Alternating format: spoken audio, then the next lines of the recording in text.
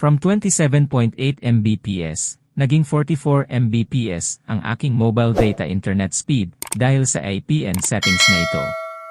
Para patunayan, e-test muna natin ang default Smart Internet APN. I-enable din natin ang data connection at i-select ang ating TNT o Smart SIM. Next, sa Google Chrome, i-search ang Google Speed Test. Then, i-click ang Run Speed Test. Hintayin lang na matapos ang speed test.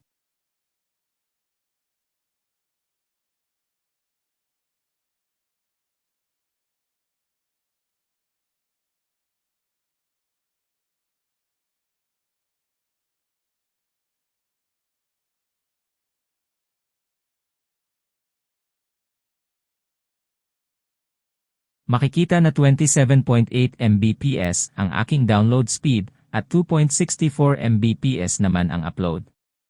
Next, back to APN names, i-select naman ang ating Fastnet APN para ma-activate ito. Back to Google Speed Test, i-click ang test again. Hintayin lang ulit matapos ang speed test.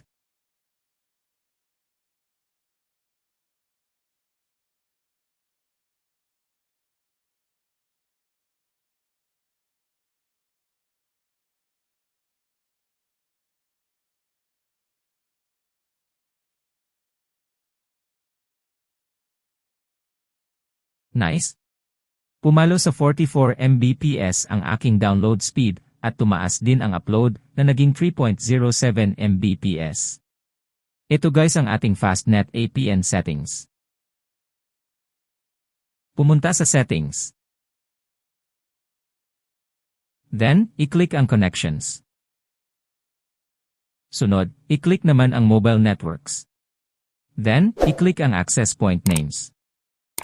Kung naka-dual SIM ka, siguraduhin nakaselect ang TNT o Smart SIM card mo.